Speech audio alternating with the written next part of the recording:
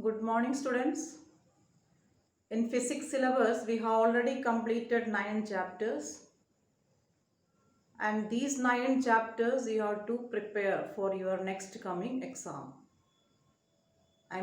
Syllabus for the next exam is chapters 1 to 9. Then 10th chapter, it is removed from the syllabus. The full chapter is removed. So now we will start with 11th chapter, that is calorimetry. This chapter is about heat energy.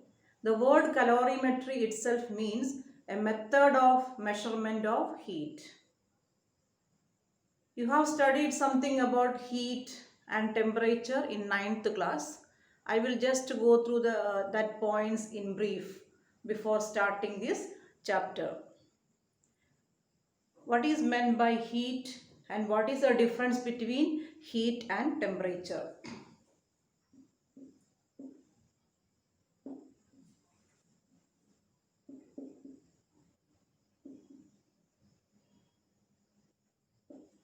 You know, substances are made of particles, and according to kinetic theory, these particles are not stationary, they are continuously moving.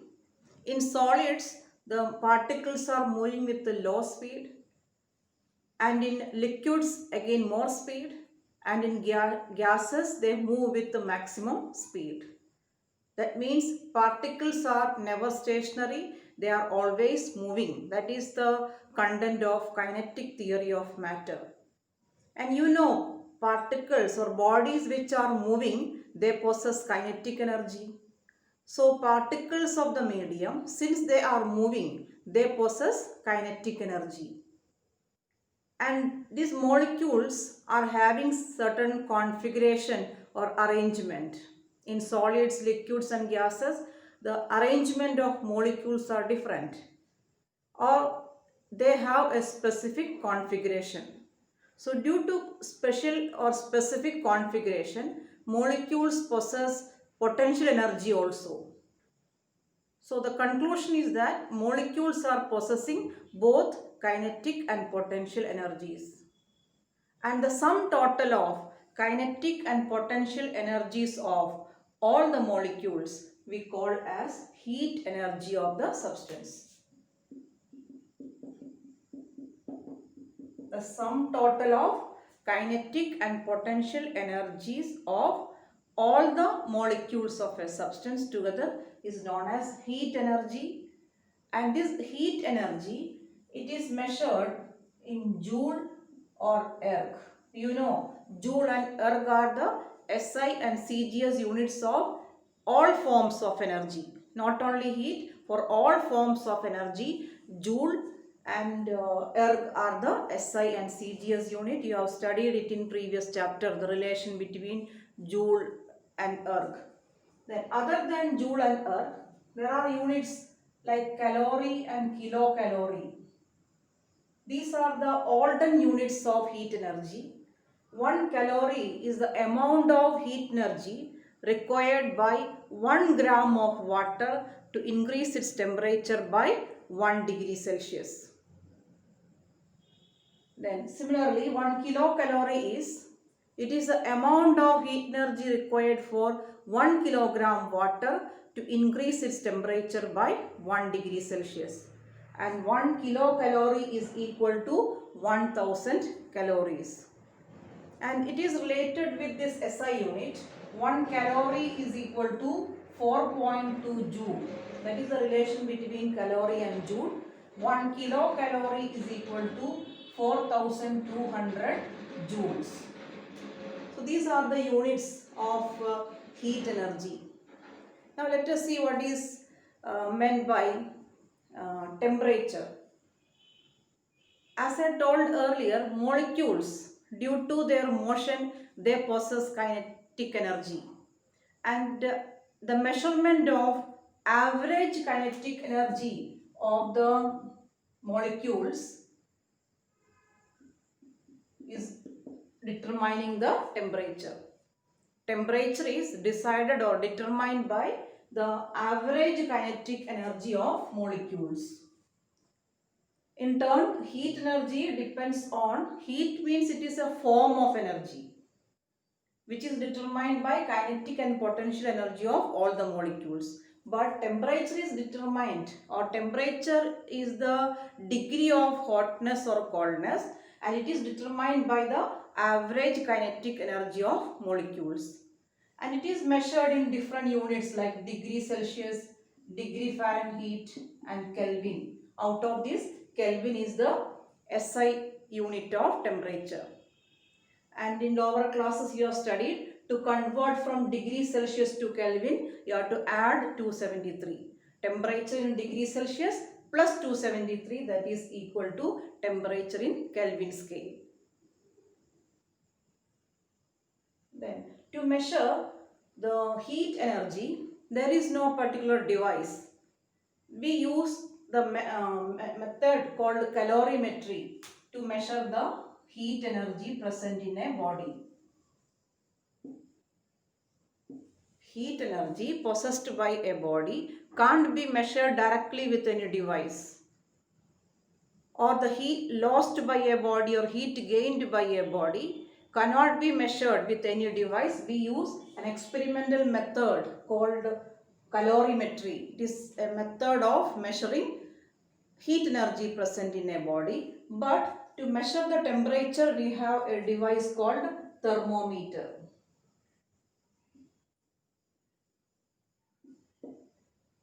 With thermometer directly you can measure the temperature. So this is about uh, heat and temperature. These points you have already studied in 9th class. Now about temperature, some more points. A body, when it receives heat energy, kinetic energy of the molecules increases. A substance having some number of molecules. These molecules are already under motion. When we supply heat energy, to this substance, these molecules absorb heat energy and they start moving with more speed. Their speed of movement increases. Speed increases means kinetic energy increases. That means the average kinetic energy increases, thereby temperature rises. So this is the conclusion. When a body absorbs heat energy, temperature increases. Reverse. When a body loses heat energy from a substance, when heat is lost, the kinetic energy of the molecules decreases, thereby average kinetic energy decreases and temperature decreases. Then when two bodies are kept in contact, heat can flow from one body to another body if there is a temperature difference. Consider two bodies, one as hot body and another as cold body. Hot body in the sense it has high temperature, cold body has low temperature. So if these two bodies are kept in contact, heat will flow from hot body to cold body only. So temperature is the factor that determines the direction of heat flow. Heat always flow from a body at high temperature to low temperature. Okay, next topic. How to find out the heat gained or lost by a body. As I told earlier, when a hot and cold bodies are kept in contact, heat will be flowing from body at high temperature, means hot body, to body at low temperature, that is cold body. What factors determine the heat lost by a hot body or heat gained by a cold body? First factor is mass of the body.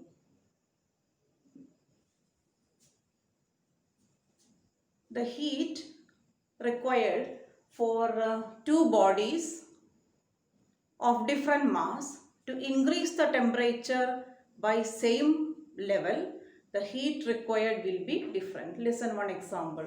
Consider two bodies. One is of very less mass, another one is of heavy mass. Mass is different. A light body and heavy body. And you want to, and they are of same material, and we want to bring same temperature difference for both.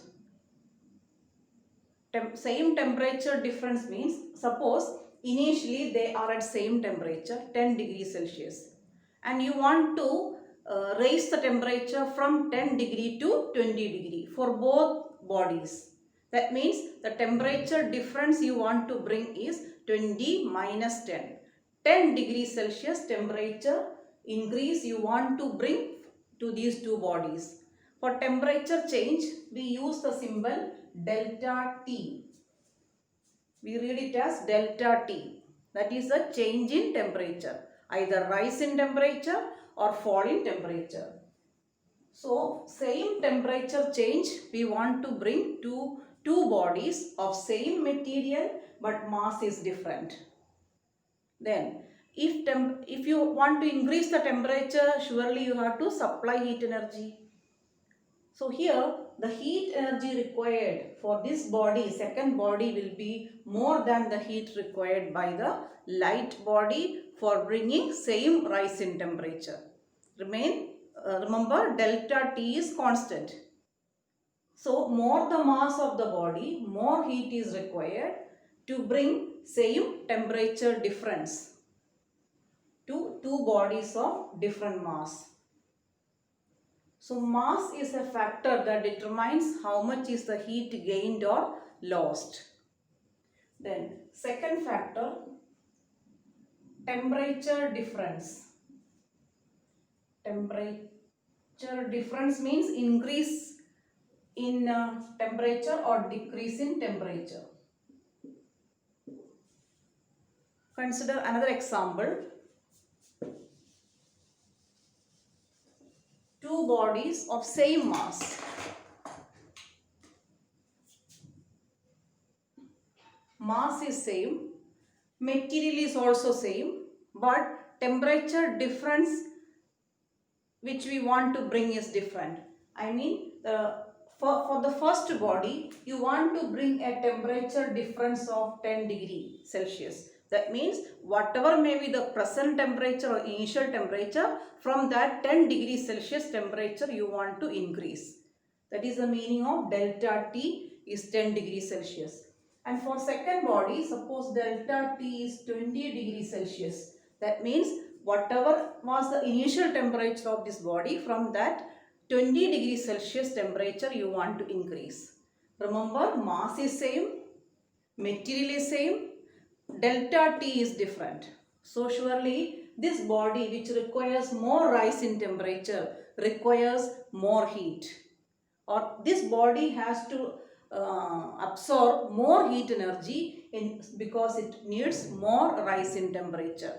So temperature difference, that is another factor that determines the heat absorbed by a body or heat given out by a body. Third factor is nature of substance. Consider another example. Two bodies of same mass, and we want to bring same temperature difference to both the substances, but the two substances are of different material. In that case also different will be the heat required.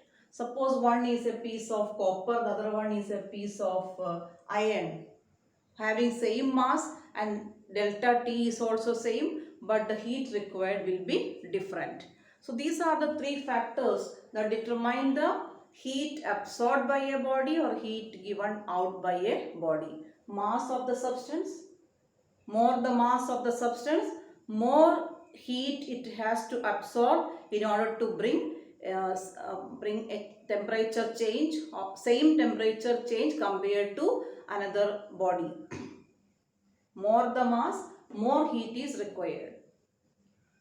Then remember, when delta T is constant, mass is a factor that determines the heat gained or lost by a body when delta T remains constant. Second factor is delta T, temperature difference. Third factor is nature of substance. Then by combining the first and second factor, you can make a formula. Quantity of heat required by a body or quantity of heat lost by a body is proportional to m first factor into delta T. Then we can convert it into an equation. Sign of proportionality changes to sign of equality and you will get mc delta T, where Q is the quantity of heat either lost or gained, m is the mass of the body, delta T is the change in temperature and C is a constant which we call as specific heat capacity. C is known as specific heat capacity.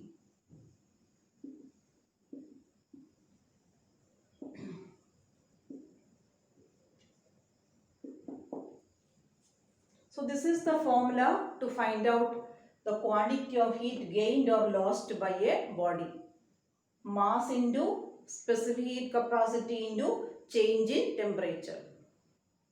You have several numericals based on this formula.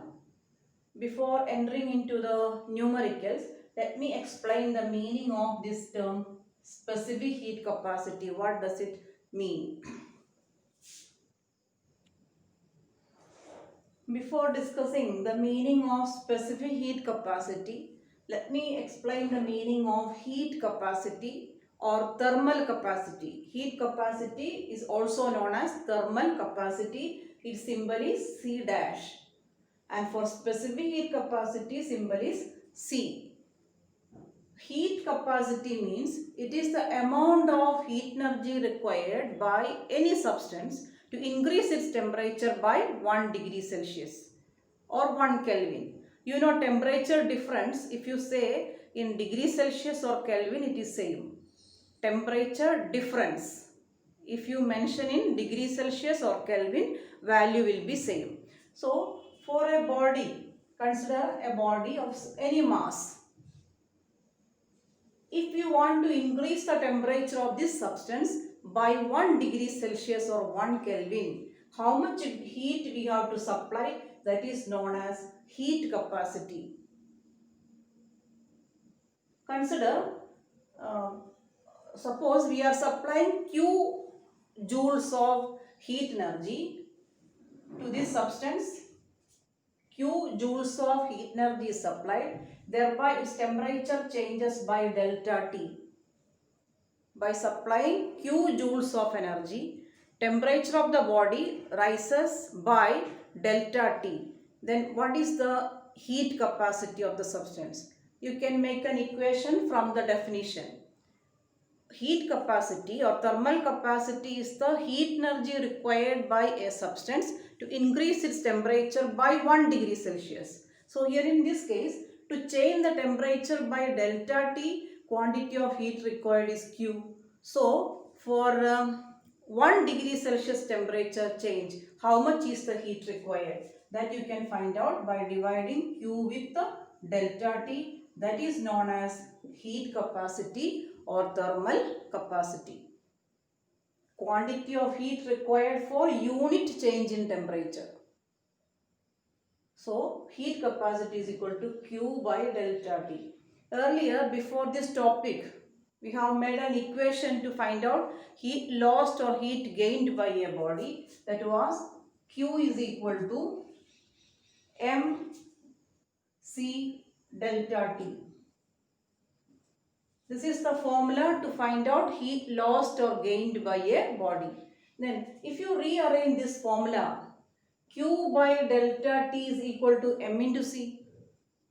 Look at this formula, Q upon delta T is equal to m into C. So Q by delta T also can be written as m into C. So for heat capacity there is one more formula, m into C.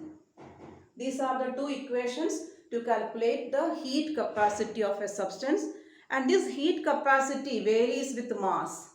Consider a substance having 1 kilogram mass and same substance if you take in 2 kilogram, the heat required to change its temperature by 1 degree Celsius will be different.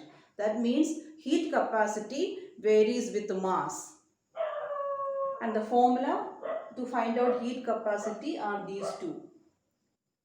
Q stands here for quantity of heat, delta T means change in temperature, and M stands for mass, C is specific heat capacity. So these are the two equations, and the unit of heat capacity is, unit of heat, you know, it is joule, temperature it is Kelvin, so unit is joule per Kelvin.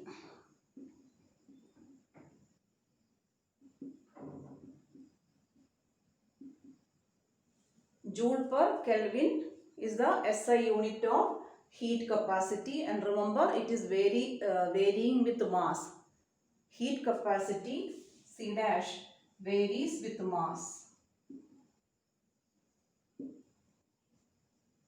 Mass as well as substance. For different substances, different will be the heat capacity. If you consider 1 kilogram iron and 1 kilogram copper, its heat capacity will be different. That means to increase the temperature of 1 kilogram of copper and 1 kilogram of iron, the heat required is different. That means heat capacity varies with the mass of the substance as well as nature of the substance. Now let us think about specific heat capacity. It is much related with heat capacity. That is why I explained the term heat capacity in advance. Heat capacity means amount of heat energy required for a whole substance to increase its temperature by 1 degree Celsius. But specific heat capacity is the amount of heat energy required for unit mass of substance to increase the temperature by 1 degree Celsius. You know, unit mass in SI system it is 1 kilogram, in CGS system it is 1 gram. Look at this diagram. Suppose this whole substance is of 5 kilogram mass. For this 5 kilogram substance, how much heat is needed to increase the temperature by 1 degree Celsius? We call as heat capacity. But the heat required for 1 kilogram substance, that means unit mass of substance, to increase the temperature by 1 degree Celsius is known as specific heat capacity. Here mass is specified. It is for unit mass. We are calculating the heat for unit mass of substance. That is why the name is given as specific heat capacity. Consider a body of mass M and we are supplying a quantity of heat Q, thereby its temperature changes by delta T.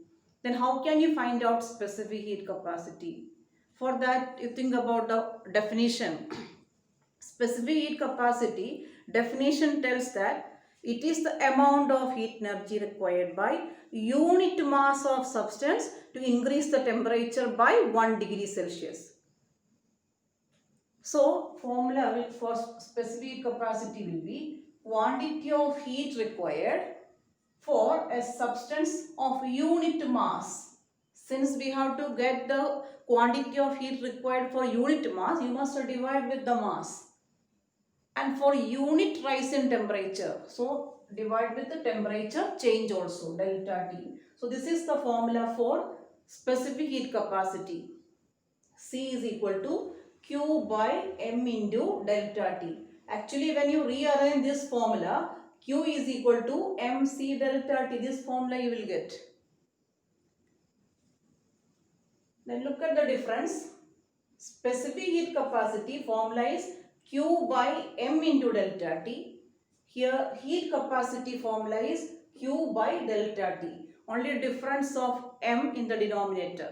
Because here we are calculating the quantity of heat required for unit mass and unit rise in temperature. Here we are calculating the quantity of heat required for unit rise in temperature. So that is why there is a difference of single term M in the denominator. The unit of specific heat capacity is Q, means quantity of heat. So its unit is joule upon mass, SI unit is kilogram, and temperature change Kelvin. So joule per kilogram Kelvin, that is the SI unit of specific heat capacity.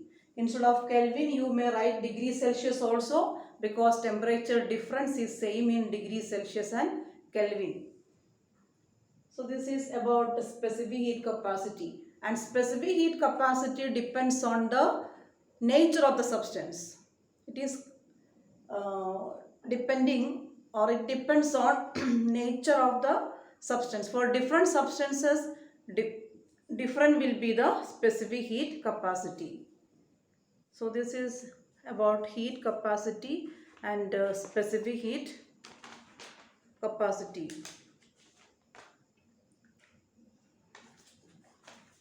Let us see some examples for specific heat capacity. Specific heat capacity of water is 4200 joule per kilogram Kelvin.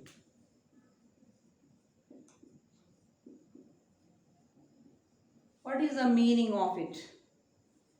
Specific heat capacity of water is 4200 joule per kilogram Kelvin. It means for 1 kilogram water, to increase its temperature by 1 Kelvin or 1 degree Celsius, 4200 joules of heat is required.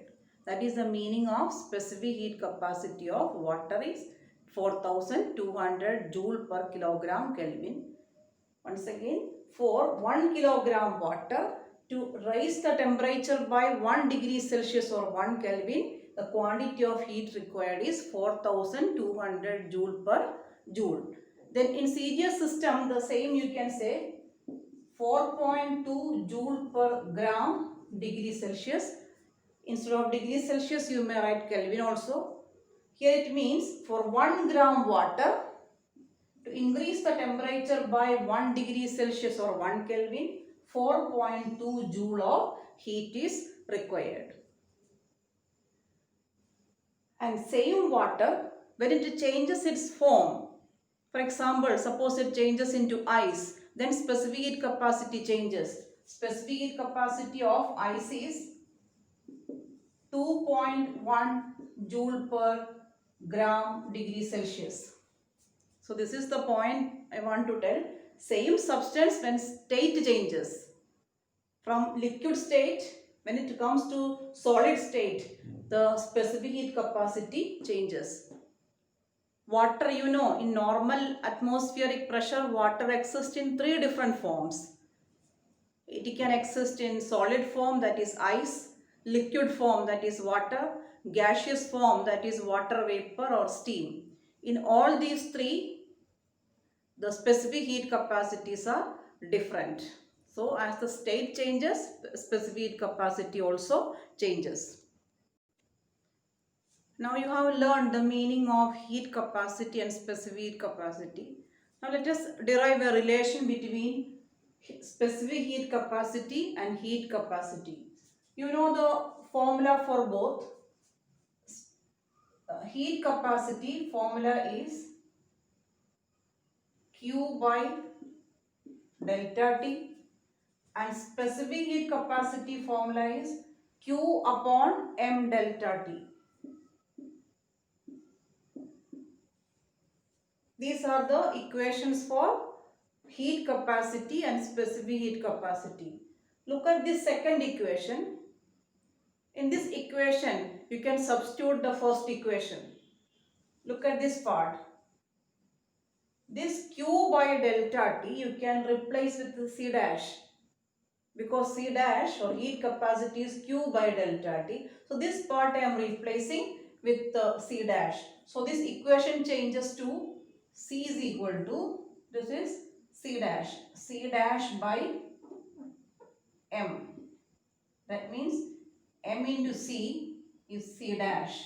That means the relation between heat capacity and specific heat capacity is mass into specific heat capacity, that is equal to heat capacity. This is an important relation between heat capacity and specific heat capacity. On Page number 242, a table is given where specific heat capacities of different substances are given. And you can go through it, no need to by heart. You can go through this table and you will come to know that water has very high specific heat capacity. As I told earlier, for water, specific heat capacity is 4.2 joule per gram degree Celsius. But for copper, it is 0.39 joule per gram degree Celsius. Look at the difference. For 1 gram water, to increase the temperature by 1 degree Celsius, heat required is 4.2 joule. Same time, for 1 gram copper, to increase the temperature by 1 degree Celsius, heat required is only 0.39 joule. That denotes that water has very high specific heat capacity. And in the coming topic, we will see the natural consequences of high specific heat capacity of water and different uses we have with high specific heat capacity of water. So with this topic I finish this video. We will continue in the next video. Okay, thank you.